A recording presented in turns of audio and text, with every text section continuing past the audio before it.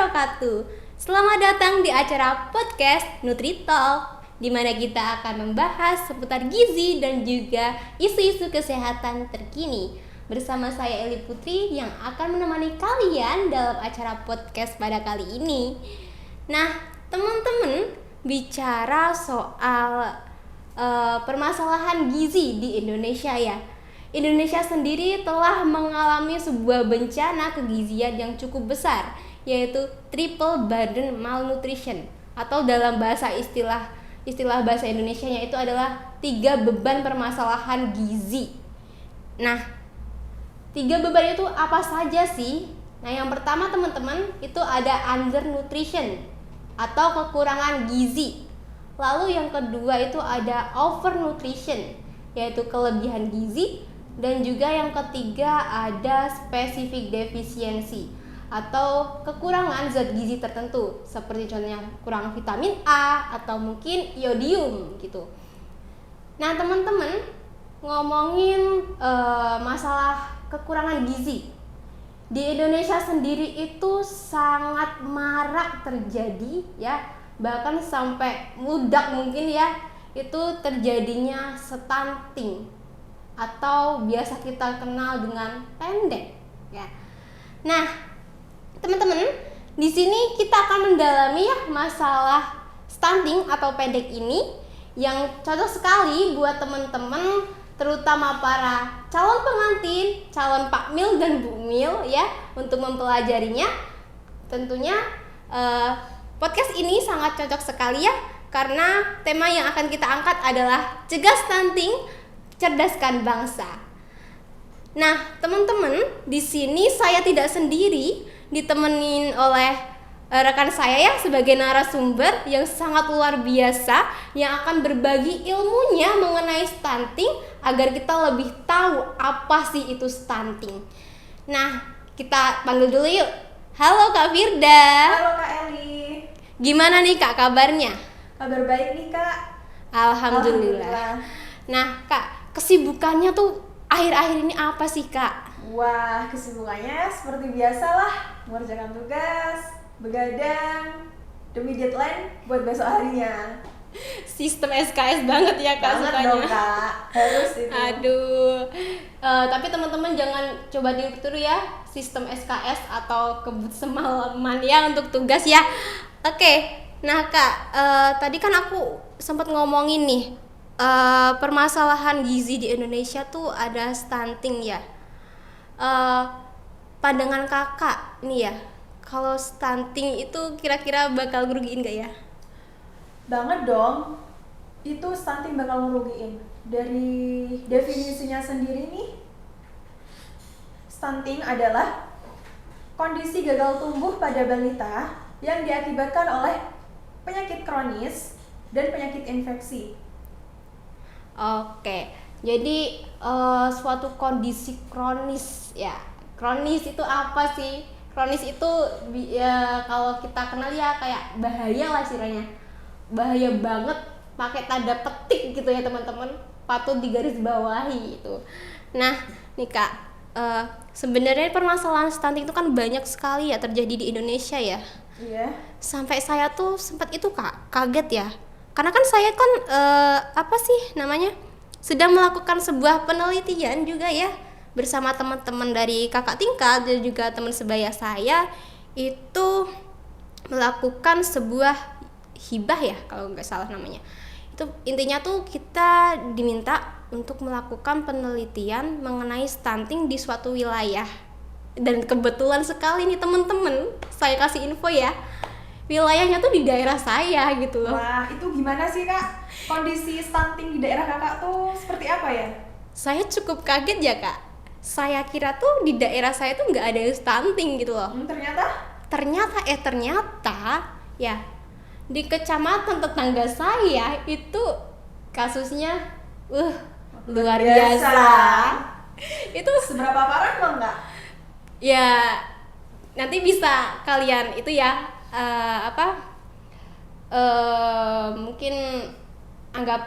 mungkin kan anggapan orang beda-beda kan ya, tapi menurut saya itu sungguh luar biasa ya, termasuk angka yang tinggi gitu loh. Karena di kecamatan itu tuh ada satu desa ya, saya tersebut ya teman-teman, pokoknya ada satu desa itu saya tuh mendapatkan data itu ada 75 anak balita ngalamin stunting, Kak. Wow, banyak sekali ya, Itu Kak. kan gila sekali kan ya. Emang kondisi fasilitas kesehatan di sana tuh seperti apa? Kok Nah, bisa setinggi itu gitu? Sebenarnya ya, Kak, stuntingnya? itu tuh fasilitas kesehatan tuh ada puskesmas, cuma ya di sana tuh sanitasinya kurang. Oh, ya sih, itu sanitasi itu berpengaruh sekali kan terhadap terjadinya stunting gitu. Iya, soalnya tuh di sana tuh kayak istilahnya apa ya? Itu kan daerah itu yang saya sebut tadi tuh sebenarnya tuh daerah dataran tinggi. Daerah pegunungan kan ya. Pegunungan kan kayak sumber air gitu. Jadi kalau sanitasi kurang kayaknya agak gimana gitu ya. Iya ya, kalau di pegunungan padahal sumber airnya tuh masih jernih gitu ya, Kak, bisa dibilang. Iya, harusnya sih begitu. Tapi kenyataannya ya Berarti itu bertanda kutip. ada faktor lain nih selain sanitasi. Nah itu mungkin apa sih Kak faktor lain yang dapat jadi penyebab itu stunting tuh selain dari tadi sanitasi ya? Banyak sih, Kak. Salah satunya tuh ya ada faktor secara langsung sama tidak langsung nih. Nah, dari faktor secara langsungnya sendiri nih, ada dari faktor makanan sama contohnya dari faktor makanan tuh karbohidratnya seperti apa dia, asupannya, proteinnya bagaimana, lemaknya, vitamin mineralnya sudah mencukupi belum, seperti itu. Oke, ini kan sempat disinggung ya tentang asupan yang biasa kita makan sehari-hari, baik makan baik minum ya teman-teman. Nah Kak, itu kan tadi kan kakak bilang itu karbohidratnya seperti apa. Nah kira-kira yang bagus itu karbohidrat yang gimana gitu loh Kak? Nah, buat masa-masa pertumbuhan nih ya, khususnya kayak balita, buat balita itu karbohidratnya tuh harus yang kompleks dong, Kak. Oke. Seperti nasi, gandum, ubi, itu termasuk karbohidrat kompleks gitu, Kak. Kalau di desa itu kayak telo-teloan gitu ya, Iya. ibarat orang Jawa gitu ya. Itu bisa juga sih kayak ubi kan, semacam ubi gitu. Iya, ya biasanya kan di desa-desa kayak pegunungan terpencil tuh pasti ada kayak gembili gitu. Tahu Iya. gembili nggak Kak? Itu bahasa daerah mana ya, Kak, gembili? Ada, kalau di Jawa itu ada yang namanya gembili Kak. Jadi itu semacam umbi-umbian ya. Tapi itu rasanya enak loh teman-teman. Wah, saya belum pernah nyoba. Ini Kak Eli wajib nih bawain nanti. Ya, jadi teman-teman itu gembili juga termasuk umbi-umbian yang tergolong karbohidrat kompleks. Terus biasanya tuh kalau di desa tuh pinggiran tuh kan banyak tuh Kak yang namanya sorghum. Tahu sorghum? Tahu dong. Ya, kalau bahasa daerah di Jawa itu namanya gondem. Wah, ini saya baru denger sih istilah-istilah baru ini. Ada itu banyak sekali ya sebenarnya di sekitar kita tuh karbohidrat kompleks ya Kak ya. Sebenarnya kita tuh banyak bahan pangan, tapi dari kitanya sendiri tuh kesulitan dalam mengolahnya gitu. Akhirnya yang dimakan ya itu-itu aja. Oke, Gitu. biasanya kayak orang ya nasi, tahu, tempe, telur. Nah, apalagi nih yang sering terjadi, udah makan mie karbohidrat kompleks kan, ditambah nasi, karbo tiban karbo gitu loh. Indonesia banget gitu ya kan. Kalau belum makan nasi kan istrinya belum makan gitu di Iya, sini. itu sebuah kayak tradisi, mungkin bukan tradisi ya Kak, kayak namanya, persepsi mereka ya, kayak ibaratnya kalau belum makan nasi tuh belum kenyang, jadi ya mereka nganggapnya mie sebagai lauk. Itu kan kalau kita anak gizi tuh aneh banget gitu loh. Itu ya kalau buat anak kos sih udah terbiasa ya, Kak. Itu sebuah menu yang mewah ya Kak. Mewah. Tapi itu gak baik ya. Sangat tidak baik karena itu miskin gizi kan. Iya bener sekali. Itu tinggi kalori tapi miskin gizi yang lain gitu. Oke, tadi kan udah karbohidrat nih. Lalu Kak, protein apa yang bagus nih buat masa-masa pertumbuhan untuk mencegah stunting? Nah, kebanyakan nih orang-orang mengira nih ya harus makan salmon gitu. Padahal nggak harus seperti itu, nggak harus cari yang mahal loh kak. Ada telur, ada ikan kembung nih. Apa itu kak? Masa kakak nggak tahu ikan kembung sih? Oh, kalau istilah, iya tahu, maksudnya kalau orang pelosok kan mungkin nggak tahu ya kak. Mungkin ada yang lain gitu selain ikan kembung. Oh, ada ikan laut, ikan lele termasuk kan? Aku inget, mungkin ikan peda. Nah, bisa ya. Iya itu. Selain dari protein hewani, ada juga kok yang lebih murah dari itu. Ada tahu tempe. Itu kita harus mengolah secara apa ya kak? Secara kreatif lah, biar anak-anak tuh tertarik untuk makan gitu. Iya, mungkin gak harus selalu digoreng. Mungkin ada menu lain dibuat yang lain itu kak. Apalagi sekarang minyaknya mahal ya kak. Iya 1 kilo sekarang udah mahal sekali. Jadi mungkin ada inovasi lain untuk mengolah kedelai ya, selain tahu tempenya dibikin goreng, mungkin bisa di apa kak? Mungkin bisa di steam. Steam tuh apa kak? Kalau orang desa kan nggak tahu kak. Dikukus ya bu. Nah, dikukus, bisa direbus, bisa mungkin dibuat apa tuh kak? Nugget gitu, dibentuk-bentuk nuggetnya biar anak-anak tuh pada suka. Terus buat orang-orang tua mungkin bisa nih diolah jadi botok.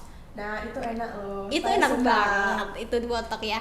Itu murah meriah tapi gizinya melimpah ya. Nah daripada nih ibu-ibu nih ngasih uang jajan buat anaknya, mereka beli jajanan di pinggiran tuh seperti cilok yang rendah gizi. Lebih baik buatkan mereka snack sendiri dari sumber protein hewani maupun nabati, supaya mereka tuh lebih gizinya itu, asupan gizinya lebih banyak gitu, lebih menarik lah buatnya. Nah kak, selain kita harus memperhatikan nih asupan, tadi ada karbohidrat, protein, terus ada yang ketiga nih lemak. Lemak apa nih yang bagus nih kira-kira? Nah lemak yang bagus tuh buat anak pertumbuhan balita itu yang mengandung omega 3. Omega 3 tuh yang apa kak? Omega 9 itu biasanya ada pada telur. Nah gitu. murah banget kan ada telur. Pada ati gitu. Nah selain biasanya kan omega 3 tuh di hewani ya kak? Ada di hewani dong. Nah, berarti mungkin ya teman-teman yang mungkin ya mohon maaf ini yang ekonominya kurang, nggak harus selalu konsumsi yang mahal-mahal ya hewani. Mungkin kalau ya alhamdulillah ada rezeki ya, mungkin beli agak sedikit mahal gitu ya, biar ibaratnya kayak bonus untuk kita.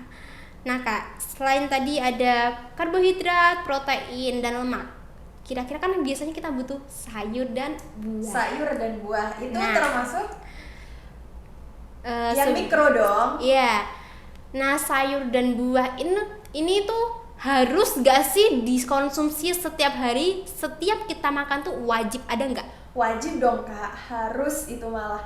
Kalau kita makan tuh harus memenuhi isi piringku.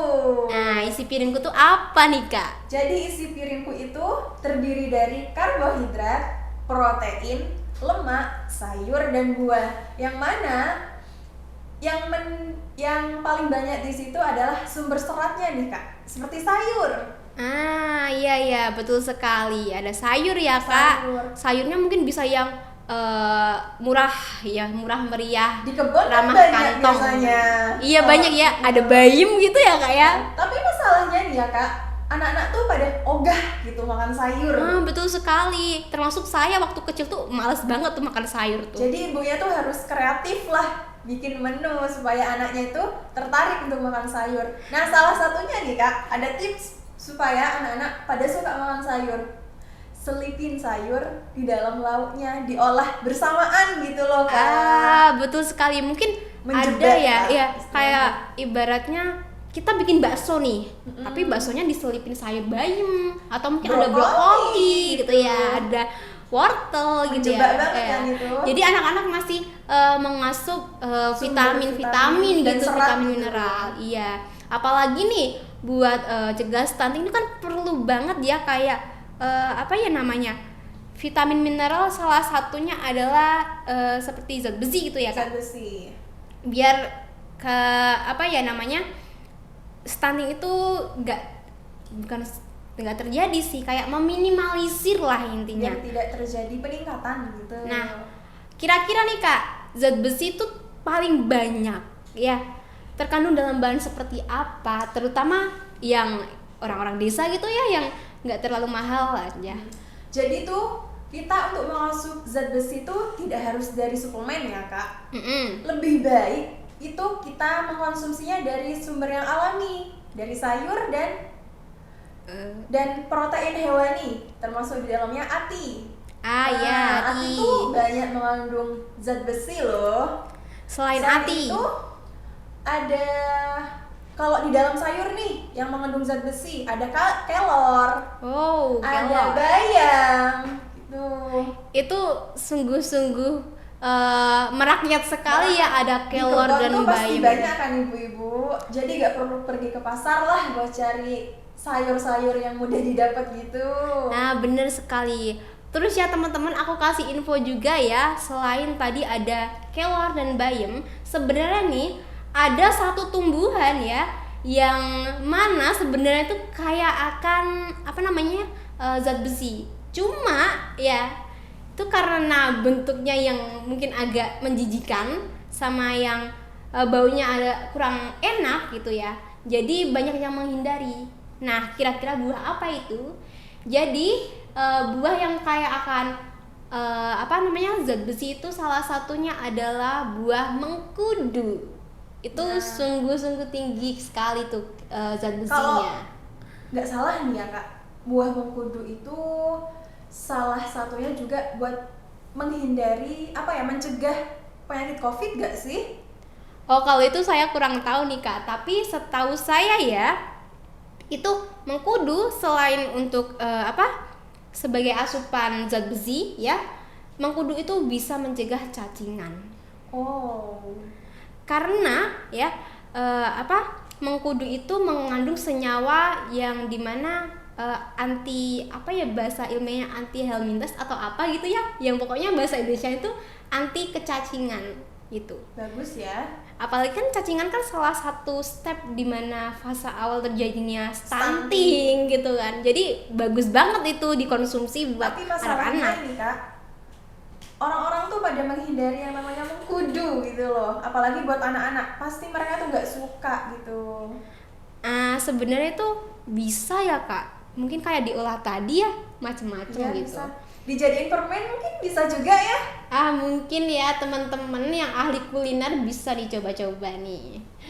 Nah Kak, tadi kan stunting itu kan salah satunya nampak pendek dari yang lain. Iya.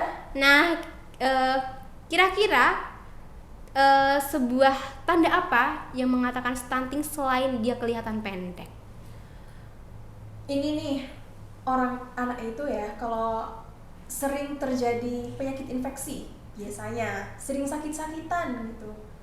Karena dia sering sakit-sakitan, akhirnya makanan yang terasup itu tidak digunakan untuk pertumbuhannya, melainkan untuk memperbaiki sel-sel tubuhnya yang rusak di dalam itu Kak. Gitu. Nah, tanda-tanda lainnya itu selain dari tubuh pendek, terus sering sakit-sakitan, dia tuh kondisi kognitifnya itu kurang dari yang lain gitu, tingkat kecerdasannya lah bisa dibilang kurang. Jadi ibarat yang lain udah sampai high level, dia masih di bawah ya, stay di bawah. Oke Kak, tadi kan infeksi itu termasuk penyebabnya tuh langsung apa nggak langsung nih? Infeksi itu termasuk penyebab yang langsung nih Kak dari stunting. Nah, infeksi sendiri itu ya bisa terjadi tuh karena lingkungan yang kotor gitu. Sanitasinya kurang gitu. Tadi kan udah ada faktor langsungnya. Terus yang nyebabin secara nggak langsung seseorang menjadi stunting tuh apa Kak? Faktor tidak langsungnya ini yang utama nih Kak, pasti ekonomi. Ekonomi. Selain itu ada pengetahuan ibunya itu seperti apa gitu loh. Oke, tadi kan sempat dibahas ekonomi ini. Kita kan bayanginnya kalau ekonomi mereka yang agak kurang, mohon maaf ya, ini mungkin kan lebih resikonya lebih tinggi. Tapi Kak, sebenarnya orang yang kaya, orang yang mampu tuh sebenarnya bisa terkena stunting nggak? Itu bisa terjadi loh Kak. Jadi itu meskipun orang dengan berpenghasilan yang tinggi atau dengan taraf ekonominya yang menengah ke atas, itu bisa loh terjadinya stunting, karena mereka itu memfokuskan anaknya itu tumbuh secara berat badannya nambah, itu udah dikatakan sehat gitu loh, gak mikirin anaknya tuh tinggi pendeknya, yang penting berat badannya nambah lah gitu, pasti dikatakan sehat gitu. Padahal sebenarnya tidak loh Kak, antara pertumbuhan berat badan sama berat badan tuh kan harus seimbang gitu loh. Oke, jadi kan gak apa namanya, orang mampu tuh belum tentu nggak terkena stunting ya atau kependekan, iya, tapi bisa terjadi. Tapi kemungkinan terjadi itu juga balik lagi ke pendidikan juga ya. Terutama. Nah, pendidikan itu sungguh urgent banget ya, luar biasa ya fungsinya ya, sebagai untuk mengatur pola asupan anak agar dia mencukupi kebutuhan gizinya, gizinya itu cukup atau enggak, terus komplit apa enggak gitu, itu penting banget ya Kak ya. Nah Kak, selain pendidikan sama apa tadi? Sebentar nih Kak, ini saya mau bahas nih mengenai pendidikan atau pengetahuan ibunya dulu nih. Oke. Nah, jadi tuh faktor penyebab stunting itu kan dari ibunya juga berpengaruh nih ya. Oh iya, benar sekali. Sebelum anaknya itu dilahirkan, ibunya tuh harus tahu dulu nih apa ya yang harus dilakukan biar anaknya nanti gak stunting tuh. Jadi saat masa remaja, ini persiapannya dari remaja loh Kak, bukan pas hamil, dari remaja. Panjang banget. Namanya juga kronis. Iya betul sekali sih, jadi kronis. Harus panjang dong. Nah, dari masa remaja sendiri itu kita harus menerapkan pola hidup sehat nih Kak. Namanya perempuan tuh itulah ya, setiap bulannya tuh datang tamu gitu. Iya, tamu. Jadi pengeluaran darahnya tuh berkurang banyak. Maka dari itu kita harus mengasup suplemen yang bernama zat besi. Suplemen zat besi. Oh iya, atau biasanya kalau dari Puskesmas tuh teman-teman sekolahan tuh dapat yang namanya TTD. Ya, TTD kan ya namanya ya, tablet tambah darah. Yang warnanya merah-merah, baunya agak amis itu ya. Biasanya tuh dihindari loh sama remaja-remaja karena baunya itu yang enak. Sebenarnya saya dulu juga menghindari sih gara-gara baunya nggak enak tuh. Tapi ternyata itu sangat penting banget ya Kak ya. Kak Eli sendiri sekarang nih konsumsi tablet darahnya gimana? Konsumsi sih pakai suplemen, bukan tambah darah. Aku sih pakainya sekarang itu bukan tablet sih, suplemen zat besi yang biasa dijual-jual di apotik atau di supermarket terdekat gitu. Tapi nih ya Kak, kembali seperti yang saya bilang tadi di awal, kebutuhan zat besinya itu kan gak harus didatangi dari suplemen nih.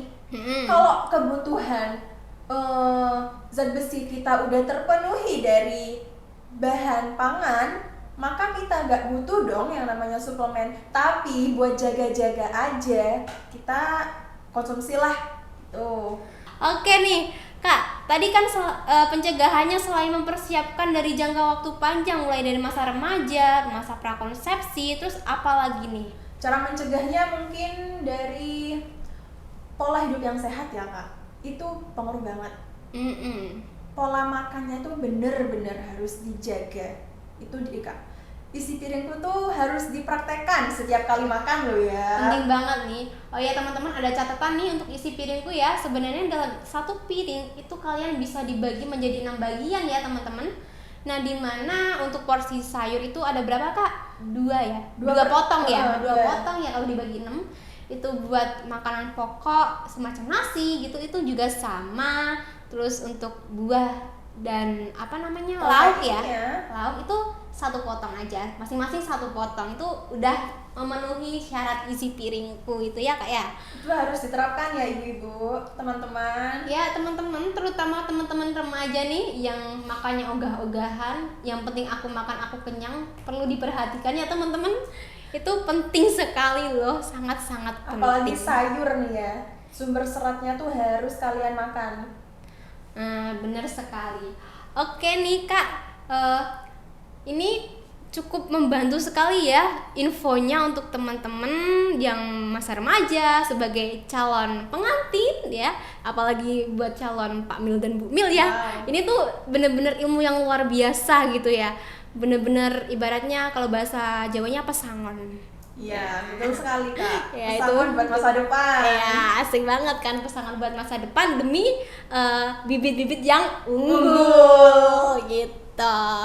Oke teman-teman, mungkin ini aja ya yang bisa Kak Firda sharing ya. Wah, gak kerasa ya Kak. Oke, nah teman-teman, aku ingetin nih buat teman-teman jangan lupa untuk konsumsi tablet darah ya buat para remaja perempuan nih ya, agar terhindar dari anemia, di mana anemia itu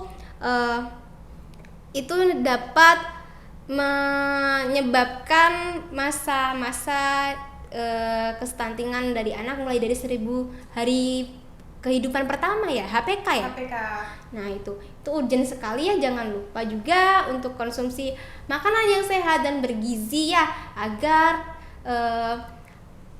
di masa depan bibit-bibit kalian itu tidak terkena stunting, karena stunting itu selain rugi untuk diri kita sendiri juga dapat merugikan bangsa kita. Nah mungkin itu aja ya Kak ya. Ayolah sumbangi bibit-bibit yang produktif terhadap negara kita, agar negara kita maju ya tentunya teman-teman. Oke, mungkin ini saja ya Kak. Cukup sekian ya mungkin dari kita, ini aja. Tapi teman-teman jangan lupa ya untuk subscribe dan follow akun media sosial FPK Winwali Songo ya, username-nya. Mulai dari media sosialnya ada YouTube, Instagram, Facebook, dan juga Twitter. Wah, jangan lupa ya di-subscribe. Jangan lupa juga untuk memfollow ya teman-teman. Ini wajib banget ya Kak ya. Oke, cukup sekian dari kami. Saya Eli Putri pamit undur diri. Dan saya Firdausul Jannah pamit undur diri. Wassalamualaikum warahmatullahi wabarakatuh. Sampai jumpa di konten selanjutnya. Bye-bye.